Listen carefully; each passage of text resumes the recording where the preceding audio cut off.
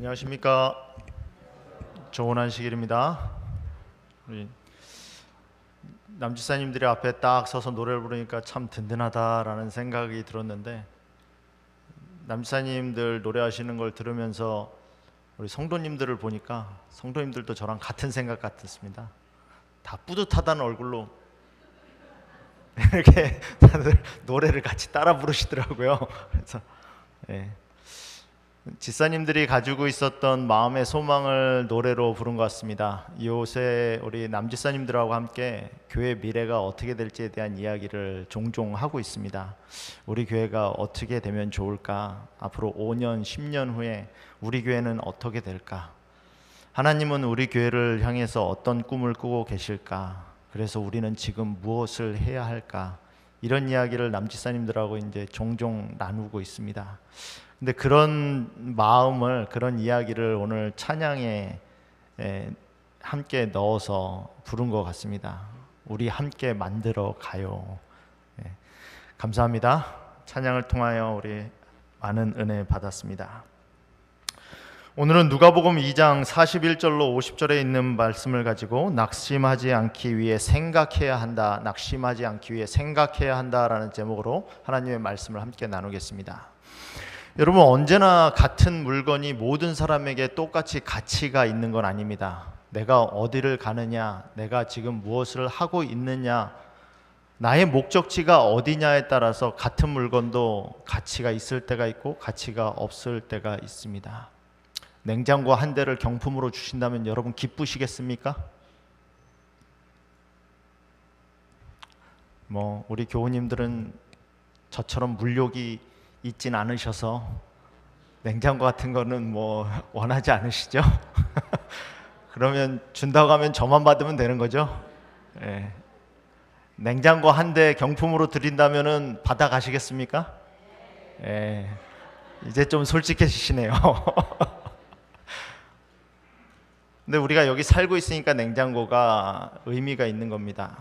우리가 지금 이스라엘 백성이 광야를 40년 동안 여행하는 길에 있다면 그때 냉장고를 받으면 아무런 소용이 없습니다. 짐이죠.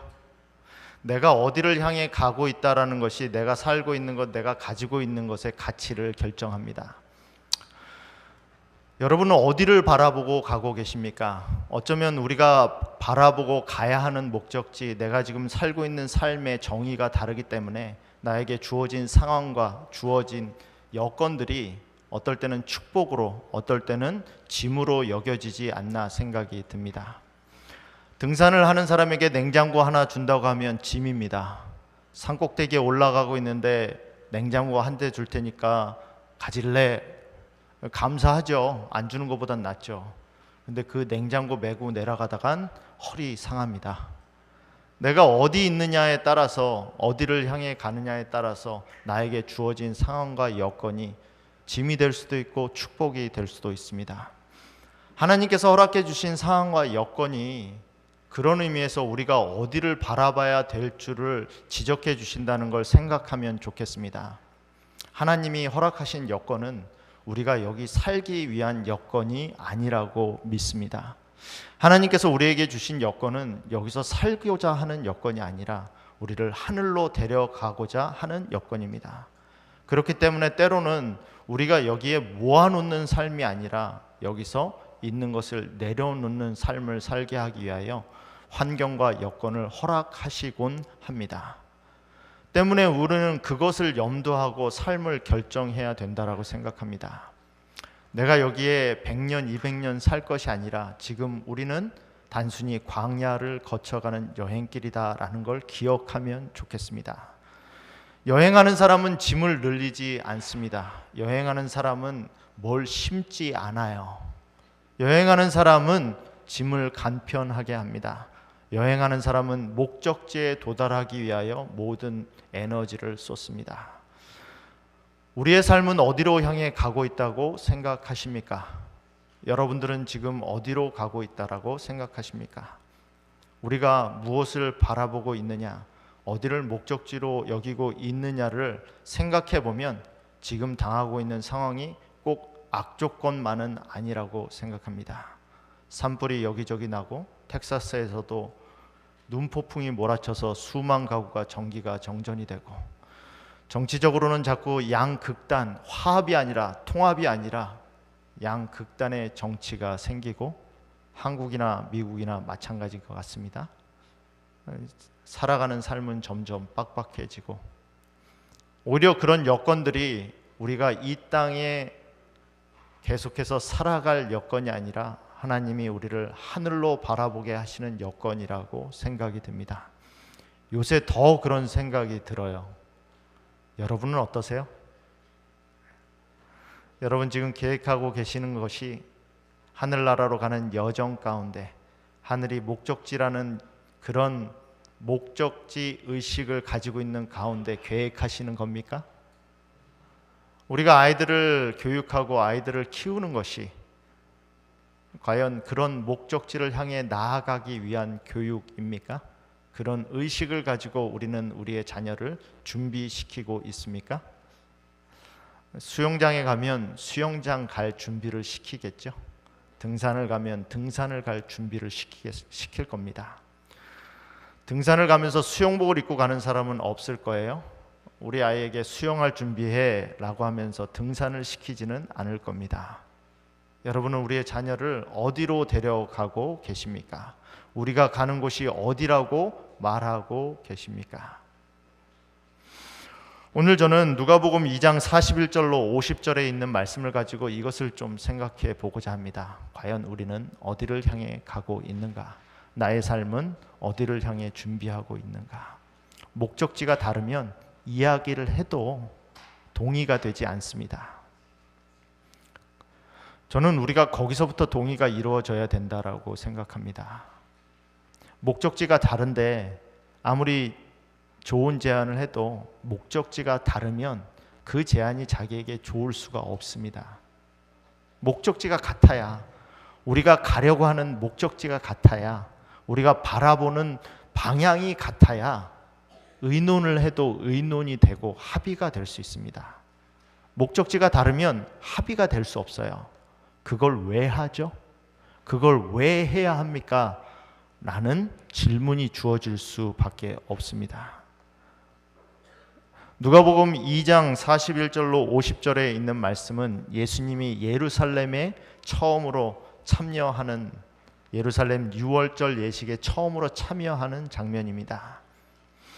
이 성경 본문 말씀을 통하여 목적지를 가지고 목적의식을 가지고 가는 사람들과 그렇지 않은 사람들에게는 각각 어떤 교훈이 주어지는지 함께 말씀을 나누고자 합니다.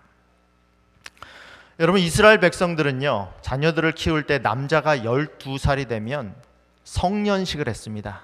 지금도 기억이 나요? 제가 신시내티에서 덴탈랩에서 일을 할 때 주이시 의사들이 참 많았습니다. 대부분이 주이시 의사예요. 뉴욕 다음에 가장 많은 주이시가 유대인들이 사는 곳이 신시내티입니다. 그래서 신시내티에 우리 홀로코스트 뮤지엄도 있고 히브리 유니버시티도 있습니다. 그러면 이 의사들이 자기 아들이 12살이 될 때 가장 큰 성년식을 해요. 성년식을 할 때는 이 아이가 히브리어로 창세기부터 신명기까지를 암송합니다.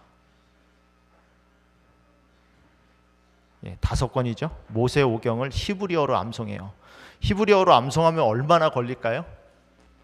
수시간이 걸리죠. 한두 시간 걸리는 게 아닙니다. 근데 그 히브리어로 암송하면서 그걸 다 듣고 있어요. 성년식이란 건 유대인들에게 아주 큰 의미가 있었습니다. 그때부터는 율법의 아들, 하나님의 아들이라는 이름이 붙여지고 그때부터는 정식으로 제사에 참여할 수 있었습니다. 예수님이 12살이 됐을 때 처음으로 예루살렘에 있는 유월절 예식에 참여하기 위하여 갔습니다. 부모님과 함께 갔어요. 여러분, 갈릴리에서 유대까지 가는 길은 참 먼 여행길입니다. 그런데 그 여행길, 특별히 유월절 여행길은 많은 갈릴리에 있던 유대인들이 예루살렘으로 갔기 때문에 큰 행렬을 이루어서 많은 무리가 동시에 이동을 했습니다. 마치 우리가 옛날에 혹시 기억하십니다? 한국에서 그 명절 때가 되면 고속도로가 꽉 막히잖아요. 저도 한 대전까지 한 2시간 반 거리를 10시간 걸려서 간 기억이 있습니다. 고속버스에 앉아서 한 10시간 정도 간 기억이 있어요. 그렇게 행렬을 지어서 우리가 명절 때가 되면 고향으로 가듯이 유대인들은 갈릴리에 있는 사람이든지 어디에 있는 사람들이 있지 6월절이 되면 다 어디로 모여요? 예루살렘으로 모입니다. 갈릴리에는 유대인들이 많이 사니까 더 많은 사람들이 동시에 같은 곳으로 모이다 보니까 큰 행렬이 같이 가요. 그렇게 같이 가다 보면 뭘 볼까요? 하나님께서 유대인들, 이스라엘 백성들을 가나안 땅으로 인도하신 여기저기의 흔적을 봅니다. 광야를 넘어갈 때 그들을 어떻게 먹이셨는지, 요단강을 건널 때는 어디를 통해서 마른 땅을 밟고 건넜는지. 그러니까 갈릴리에서 예루살렘까지 오는 여정은 그냥 단순히 가족 여행이 아니에요. 어떤 여행이죠? 하나님께서 그들을 인도하신 것을 우리 자녀들과 가족들과 함께 나누는 여정입니다. 여러분, 우리가 우리 가운데 뭘 나눠야 될까요? 우리 자녀와 무엇을 나눠야 될까요? 제가 메릴랜드 중앙교회에 와서 우리 어르신들을 방문하다 보니까 어르신들이 저한테 하시는 얘기에 공통적인 얘기가 있어요. 다 무슨 얘기냐면 하나님이 어떻게 이 교회를 인도하셨는지에 대한 이야기예요. 원래 살 때는 여기 본당이 없었는데 이 본당을 건축하기 위하여 얼마나 노력을 하셨는지. 우리 한 장로님은 그냥 지나가던 분이 우리 교회 교인도 아닌데 오셔서 건축하는데 감동을 받으셔서 7,000불을 그냥 도네이션 하셨대요. 어떤 한 장로님은 이 건물을 짓기 위하여 건축 허가가 안 나서 우리 교우님들이 저 밖에다가 의자를 놓고 한참 동안 예배를 드리셨대요. 무슨 얘기입니까? 다 하나님이 나를 어떻게 은혜로 인도하셨는지에 대한 얘기예요. 내가 어떤 과정을 거쳐서 우리 집을 장만했고 우리 아이가 얼마나 좋은 직장을 다니고 있고 이런 걸 나누는 게 아니라 하나님께서 내 삶을 어떻게 은혜 가운데 인도해 주셨냐는 얘기를 나눠요. 하나님의 은혜를 나눕니다. 하나님의 역사를 나눠요.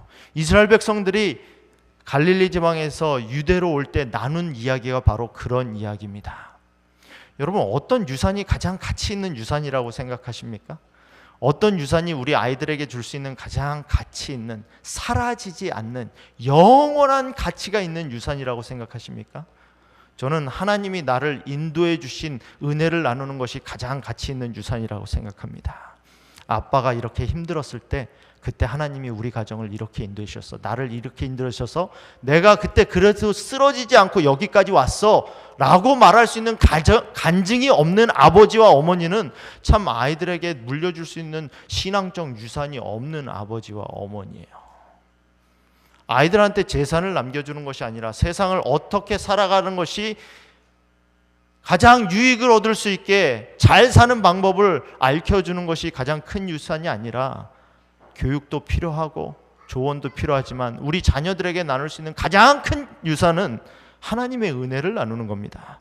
하나님이 나를 어떤 여건 가운데서 어떤 역사 가운데서 나를 지금 이 순간까지 인도하셨는지, 미국에 올 때 단돈 100불 들고 왔는데 하나님이 나를 어떻게 축복하셔서 이곳까지 오게 하셨는지, 어떻게 목회를 하게 하셨는지, 어떻게 집을 사게 하셨는지, 어떻게 직장을 구하게 하셨는지, 어떻게 결혼을 하게 하셨는지, 어떻게 자녀를 낳게 하셨는지, 기우게 하셨는지, 하나님이 나의 인생 구비구비 가운데 나를 만나신 흔적들, 나를 인도하신 흔적들, 그 흔적들을 가지고 있는 가정이 가장 재산이 많은 가정입니다. 그걸 나눌 수 있는 어머니와 아버지가 아이들에게 가장 큰 것을 나눌 수 있는 어머니와 아버지예요.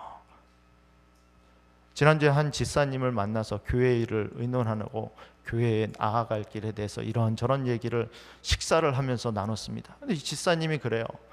그 지사님 아버님이 교회를 위하여 봉사하신, 헌신하신 얘기를 하시는 거예요. 보고 배운 게 그거예요. 교회를 위하여 어떤 헌신을 했는지, 교회를 오면 어떻게 살아야 되는지, 무엇을 헌신해야 되는지 그걸 보고 배운 거예요. 그러니까 이 지사님은 내가 그렇게 지금 하고 있지 못해도 내가 뭘 해야 될지를 알아요. 그 아버님이 주실 수 있는 가장 큰 재산이에요. 그게 신앙을 하면 어떻게 살아야 되는지, 교회 직분을 맡으면 어떻게 행동을 해야 되는지, 어떻게 감당을 해야 되는지 그거 보고 배운 거예요. 다른 어떤 재산을 주신 게 아니라 하늘 가는 여정에 하나님과 어떻게 살아야 되는지를 간증하시더라고요, 저한테. 그 집사님은 그게 기본이에요. 교회 오면 적어도 이렇게는 해야 된다. 우리는 그런 기본을 가지고 있습니까? 하나님께서 주신 은혜와 하나님께서 주신 섭리를 감사하며 그것을 나눌 수 있는 하나님의 흔적들이 우리의 삶 구비구비에 있습니까? 사랑하는 성도 여러분, 우리가 우리 삶 가운데 그런 흔적을 좀 많이 가지면 좋겠습니다. 하나님이 우리를 어떻게 인도하신지, 어떻게 우리를 인도하실지에 대한 믿음은 하나님께서 우리를 어떻게 인도하셨는지에 대한 흔적을 기억하는 데서 생기는 겁니다. 하나님이 그때 나를 이렇게 인도하셨기 때문에 지금도 나를 인도해 주실 거야 라는 믿음이 생기는 거예요. 2025년 한 해 동안은 우리가 그런 믿음을 좀 많이 만들면 좋겠습니다. 예수님이 예루살렘에 오셔서 무엇을 보셨을까요? 여러분, 사람들이 많이 모이면 어때요? 사람들이 많이 모이면 즐겁죠? 그리고 흥분도 되고, 한 주일 동안 못 봤는데 어떻게 살았는지 궁금하잖아요. 지난주에 아파서 못 왔는데 어떻게 많이 아프셨어요? 이제 좀 몸은 나셨어요? 장로님 수술 받으신 건 좀 어떠세요? 궁금하죠? 이야기 나누고 서로 알기 원하고 어떻게 지냈는지 반갑고 즐겁고. 유대인들이 6월절에 예루살렘으로 향해 가는 길이 그랬어요. 근데 왜 예루살렘으로 가죠? 6월절을 왜 지킵니까? 6월절의 핵심이 뭐죠? 6월절의 핵심은 양이에요. 양. 살아있는 양이 아니라 죽이는 양. 그 양을 통해서 구원받는다는, 구속받는다는 것을 깨닫는 것이 6월절을 지키는 의미예요. 우리는 왜 교회 오죠? 왜 교회 와서 예배 드립니까? 일주일마다 계속 와야 되니까, 계속 왔던 거니까 안 오면 불안하니까, 교회 와서 할 일이 많으니까. 오늘 오후에도 회의 일정이 3개가 있어요. 저는 회의하러 옵니까? 결정하러 와요? 6월절에 왜 예루살렘 가죠? 6월절에 예수님은 처음으로 양이 잡히는 장면을 봤습니다. 예수님이 양이 잡히는 장면을 보면서 무슨 생각을 하셨을까요? 어떤 생각을 하셨을까요? 무엇을 느끼셨을까요? 성경은 그것에 대해서 말하고 있지 않아요. 근데 예수님은 자기가 이 땅에 왜 왔는지를 아시는 분이셨어요. 근데 그 자기를 대표하는 양을 잡는 모습을 보는 거예요. 자기가 이 땅에 와서 어떻게 될지를 보는 겁니다. 자기의 목적지를 보는 거죠. 그래서 뭐 하죠? 그거에 깊이 묵상하며 시간을 보내게 됩니다. 그분은 날마다 그 예식들의 의미를 더욱 분명히 깨닫게 되셨다. 의식의 모든 행사는 자신의 생명과 관련이 있는 듯이 보였다. 새로운 충동이 그분의 마음속에서 일어나고 있었다. 그분은 조용하고 열심히 어떤 큰 문제를 풀어내시려고 하는 듯이 보였다. 당신의 사명의 신비가 구주에게 공개되고 있었다. 시대의 소망 78페이지입니다. 여러분, 우리가 예배드리러 오면 우리 마음 가운데 감동이 있어야 돼요. 하나님께서 나의 삶에 주신 사명을 볼 수 있어야 됩니다. 예수 그리스도의 십자가를 통하여 내가 왜 지금 이곳에 존재하고 내가 어디로 나가고 있는지 깨달음이 깊어져야 돼요. 점점 더 알아야 돼요. 여기 앉아 있으면서 내가 다음 주에는 뭘 해야 되지, 교회 이름 뭘 해야 되지, 이거 생각하기 위해서 교회 오는 거 아닙니다. 교회 왜 오죠? 예배 왜 드립니까? 여기서 예배 드리실 때 하나님께서 주시는 감동으로 내가 하나님이 주신 사명을 점점 더 깊이 깨달을 수 있어야 돼요. 그게 깊어지면 깊어질수록 우리의 삶이 점점 더 우뚝 설 수 있는 거예요. 이 교회가 그걸 깨달으면 깨달을수록 기초공사가 튼튼해야 건물이 높이 올라가지 않습니까? 교회의 기초공사는 그거예요.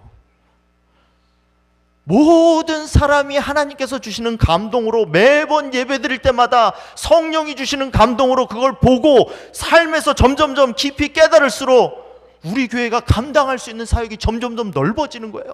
점점 높이 지을 수 있는 겁니다. 무엇을 주어져도 감당할 수 있는 힘이 생기는 거예요.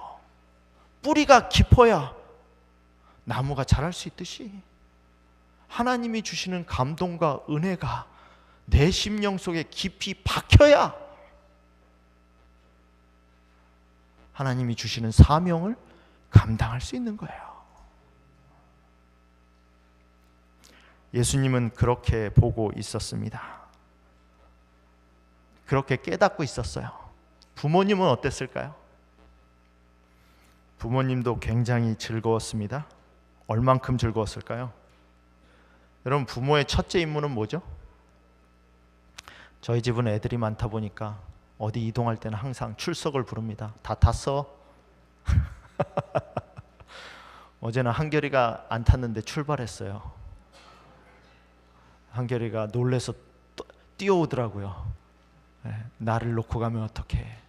많다 보니까 가끔 하나씩 떨어뜨리고 다닙니다. 부모의 책임은 뭐죠? 자녀가 어디 있는지를 아는 게 부모의 책임이에요. 여러분, 우리 자녀가 어디 있는지 아십니까? 마리아와 요셉은 예수님이 어디 있는지 모르고 그냥 즐거워하고 즐기느라고 예수님을 잃어버리고 하룻길을 그냥 갔어요.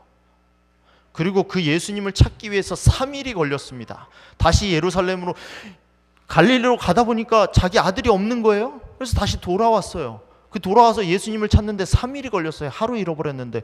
여러분 자녀가 어디 있는지 아십니까? 여러분, 장소는 그냥 장소가 아니죠. 우리 아이들한테 너 어디 있어? 라고 물으면 무슨 의미입니까? 너 지금 뭐해? 이 의미죠. 학생이 공부 안 하고 학교에 안 가 있고 다른 데 있으면 야, 너 지금 어디 있어? 이거 물으면 무슨 의미죠? 너 학생인데 공부하는 학교에 있어야 되는데 너 정체성을 잊고 너 지금 어디 있는 거야? 이거 묻는 거예요. 장소는 그냥 장소가 아니죠. 장소는 그 사람의 정체성이에요. 내가 어디 있느냐?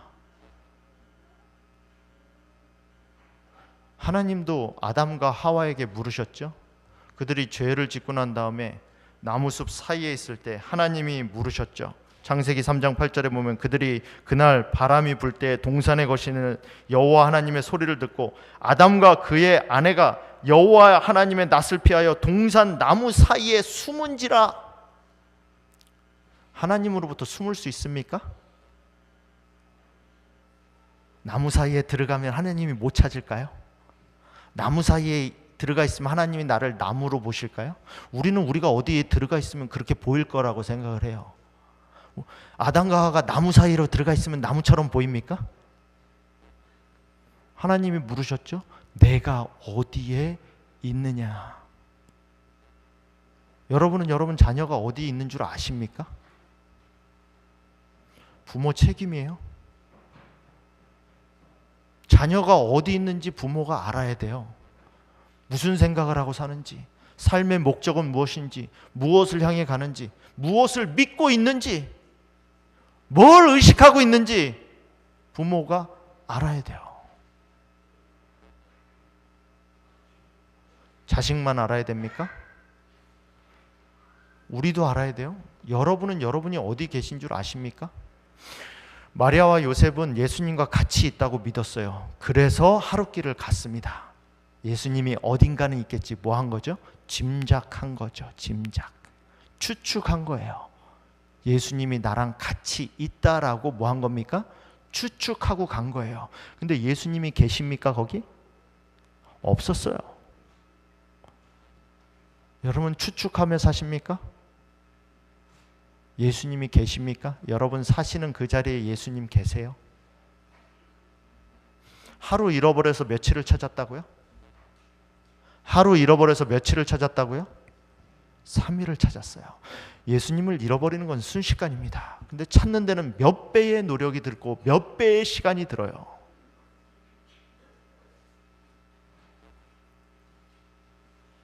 예수님이 일부러 골탕 먹이려고 마리아하고 요셉에게 안 가르쳐 주셨을까요? 나 여기 있어, 안 가르쳐 주셨을까요? 예수님을 찾으러 갔을 때 마리아와 요셉에게 예수님이 뭐라고 대답하셨는지 아십니까? 예수님이 그렇게 말씀하셨습니다. 내가 아버지의 집에 있어야 될 줄을 모르셨나이까? 아이야, 너가 어찌하여 우리를 이렇게 근심하게 하느냐? 이거는 질문이 잘못됐죠?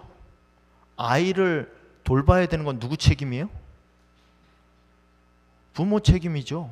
12살 된 아이를 데리고 출발하는 건 부모 책임이죠.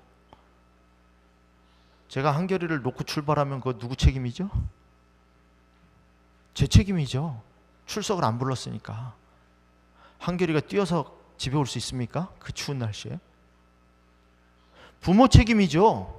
근데 지금 누구한테 뭐라 그러죠? 예수님께. 예수님은 있어야 될 곳에 있었거든요. 아버지 집에 있었거든요. 우리의 자녀들은 아버지 집에 있습니까? 있어야 될 곳에 있습니까?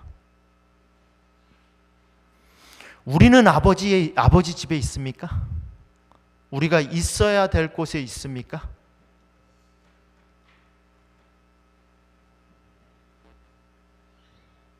우리가 있는 곳이 우리의 뭐라고요? 정체성이에요. 정체성. 우리가 있는 곳에서 일을 합니다. 그 일이 우리의 곧 정체성이에요. 우리는 우리가 있어야 될 곳에 있습니까? 그곳에 예수님이 계십니까? 예수님이 계시겠지 추측하며 살고 있지는 않습니까? 짐작하면서 가고 있지는 않습니까? 여러분, 이 말을 할 때 마리아는 이 말을 이해하지 못했습니다. 오늘 본문의 마지막 절은 이렇게 끝납니다. 그 부모가 그가 하신 말씀을 깨닫지 못하더라. 예수님이 하는 말이 무슨 말인지 깨닫지 못했다는 거예요. 내가 내 아버지 집에 있어야 될 줄을 알지 못하셨나이까? 이 말은 무슨 뜻이에요? 내 아버지가 누구라는 거죠? 내 아버지가 누구라는 겁니까? 하나님이라는 거예요. 맞죠? 예수님은 요셉과 마리아의 자식이 맞아요. 그렇지만 그 전에 예수님은 하나님의 아들이에요. 맞죠? 우리의 자식은 우리가 낳아서 기른 자식이 맞아요. 그러나 그 전에 우리의 자식은 누구 자식입니까? 누구 자식이에요? 하나님의 자식이죠. 그럼 하나님의 자식은 하나님의 집에 있어야죠. 너가 왜 쫓아오지 않아 하고 야단칠 게 아니죠.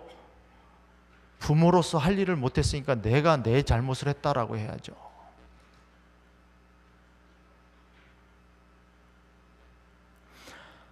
마리아가 만약 이때에 예수님이 하나님의 아들이라는 것을 깨달았다면 예수님이 십자가에 달려 돌아가실 때 그렇게 마음이 아프지 않았을 겁니다. 여러분, 자녀가 죽을 때 마음이 아프겠어요?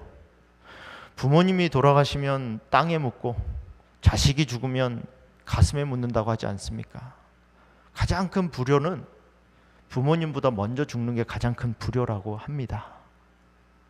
자식이 죽으면 땅에 묻는 게 아니라 가슴에 묻어요. 자기 자식이 십자가에서 죽는 모습을 본 마리아의 마음이 어땠을까요? 그것도 세상에서 가장 극형 중범죄자들이 달려 죽는 죽는 모습을 보고 마리아가 어땠을까요? 근데 그 죽음은 그냥 죽음이 아니에요. 하나님이 이미 구약에 말씀하셔서 예수 그리스도께서 지셔야 될 사명이었어요. 만약 적어도 마리아는, 그리고 유대인들은 예수님이 그리스도 메시아라는 걸 예수님이 태어나는 시기에 3번 경고를 받았습니다. 동방박사들 왔잖아요. 동방박사들 오고 목자들이 와서 그리스도가 탄생하셨다 전하지 않았습니까? 마리아는 지금 여기서 12살 때 예수님이 예루살렘에 가셔서 뭐 하셨어요? 토론하셨어요. 토론하셔서 뭐 하셨죠? 메시아가 왜 왔는지를 설명하셨습니다. 이때 경고받았죠. 두 번째, 그리고 예수님이 사역을 시작하기 전에 침례 요한이 회개하라 천국이 가까워졌느니라, 예수님이 사역하시기 전에 이미 적어도 세 번 경고를 받았습니다. 근데 깨닫지 못했어요. 그래서 뭐 합니까? 십자가를 감당하지 못했어요. 마리아는 예수님을 6월절 이때 3일 잃어버렸듯이 예수님이 십자가에 돌아가신 다음에 3일 동안 예수님을 보지 못합니다. 부활하기 전까지. 그 3일 동안 엄마의 마음이 얼마나 아팠을까요? 예수님이 십자가에 돌아가셔야 될 거라는 것을 깨달았다면, 이 6월절에 12살 때 깨달았다면 20여 년이 지난 다음에 십자가에서 가슴 아플 일이 없었을 거예요.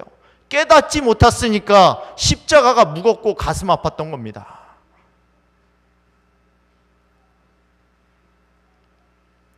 사랑하는 성도 여러분, 오늘 본문은 우리에게 질문합니다. 예수님과 함께 있느냐? 예수님을 깨닫고 있느냐? 질문합니다. 오늘 우리가 본문이 주는 질문에 대답할 수 있는 사람이 되었으면 좋겠습니다. 내가 어디로 가고 있는지, 나의 자녀는 어디 있는지, 나의 자녀를 데리고 나는 어디로 가야 할지, 오늘 말씀을 통하여 내가 가야 될 목적지를 바로 볼 수 있는 저와 여러분이 되길 바라면서 오늘 말씀을 마치겠습니다.